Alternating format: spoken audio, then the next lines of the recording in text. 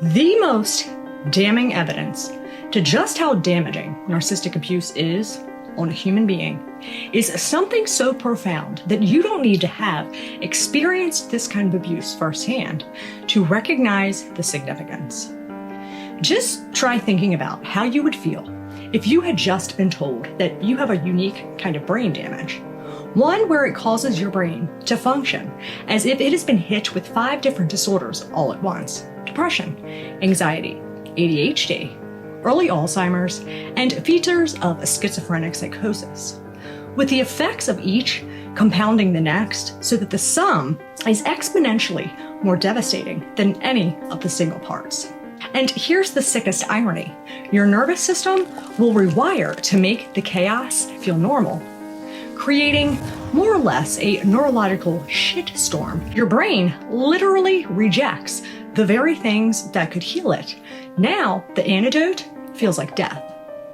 Most people would be horrified and utterly devastated to learn this news. But when I shared the findings of a research paper I had just written and how narcissistic abuse sabotages your DMN, the outpour of comments from survivors weren't that of devastation, but were full of countless expressions of gratitude, relief, and tears of joy. Think about that. If you can be grateful that you weren't just brain fucked, but that your brain was legit fucked, that shows you what kind of hell that person has been through. You're like a prisoner of war who has been tortured so long that when someone finally documents your injuries, you weep with joy. Not because you loved being injured, but because someone finally handed you evidence that this happened. This was real. You're not crazy. You were injured. But here's the truth that no one says. Your feeling crazy is the only sane response to what happened to you. Didn't feel insane after all that bullshit? That would be more concerning. Why?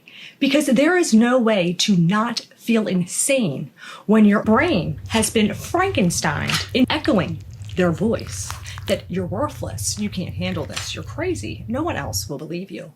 Every waking moment, you have full body panic attacks in the grocery store because the fluorescent lights sound like footsteps. You lose hours, days, weeks to dissociation because your brain learned that checking out was far safer than staying in the present. And society's response is, have you tried yoga? Yoga? Fucking yoga? Really? There were days I couldn't remember what I ate for breakfast. But sure, let me try the downward dog and see if that fixes the fact that my own mind has been turned into a torture chamber. And that's not metaphorical either. These people are the equivalent of a psychological terrorist, like they've planted some IED in your neurological pathways and then laugh while you try to navigate your own thoughts. Safety feels like the biggest lie you've ever been told because you were conditioned to the calm, meaning that the storm was coming. Kindness feels like manipulation because, well, it was. Your own thoughts feel like the enemy because that's how they programmed them to be. Your mind literally attacks you on their behalf. And when you finally escape, you face the most terrifying truth of all. The person you thought they were never exists. The relationship you thought was real was a psychological illusion. Your spouse, mother, father, sibling, best friend, whoever they were to you was nothing more than a ghost. And it left behind something far worse than a bad memory, because the ghost trains you to haunt yourself. You become your own jailer, carrying the prison in your neural pathways. You're not living, you're existing in this twisted purgatory where the person who destroyed you is still running your brain's programming from the grave of this relationship. The fact that survivors function at all is really a miracle. The fact that you still seek connection is extraordinary. The fact that you still try to build a life isn't resilience, it is heroic. Because every morning you wake up, you're choosing to exist in a world that your brain tells you isn't safe. Every relationship you attempt is an act of courage because your nervous system is fighting against it. Every moment of joy you feel is a victory against the programming designed to destroy you. The fact that you're still standing, still blinking, breathing air that was rationed by your captor is righteous proof of your defiance. Your brainwaves may look like a crime scene, but crime scenes tell a story. One that you now get to reclaim the authorship of, narrating who you are. This wasn't trauma. This wasn't an emotional injury or a heartbreak. This was measurable brain damage, quantifiable neurological injury. It was war on your mind. Naming it gives you power. If a soldier came home with shrapnel in his spine, you wouldn't scold them for limping or tell them to just go walk it off. Your limp is legal. You're not gonna just move on yet. It takes time to heal. I still have days where my brain feels more like Swiss cheese than it does a functional unit. Memories slip, focus shatters, nightmares crawl out in pure daylight, and the voice of the ghost sounds louder than my own. And want to scream at times from the highest of rooftops, begging for this shit to stop. But every morning I wake up and choose to put my feet on the floor is another brick in rebuilding my life, myself, and is evidence that I'm not what I've endured, but what I'm overcoming. So survivors, this is the thing to remember. Yeah, it's fucked up as it is beautiful that you're grateful for the proof of brain damage. But that is the brutal reality of what this abuse does.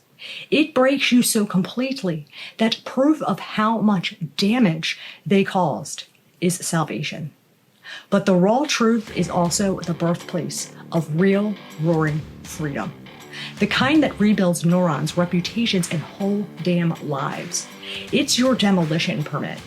They told you were weak, insecure, worthless. Yeah, because they beat that shit into your brain every single day until it was if you were under some kind of voodoo psychological lobotomy.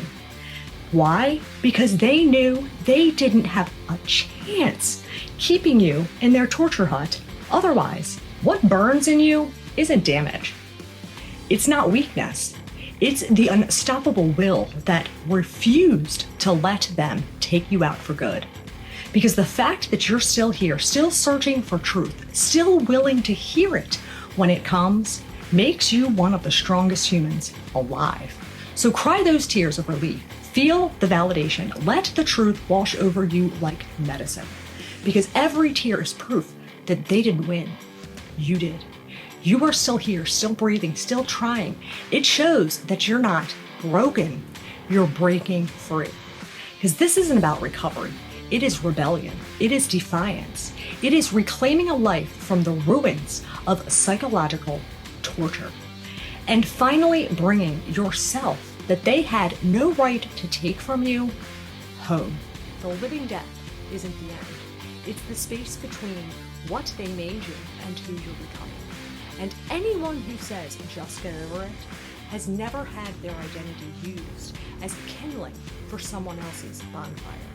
Your ghost phase isn't forever, but it is 100% real. It's valid.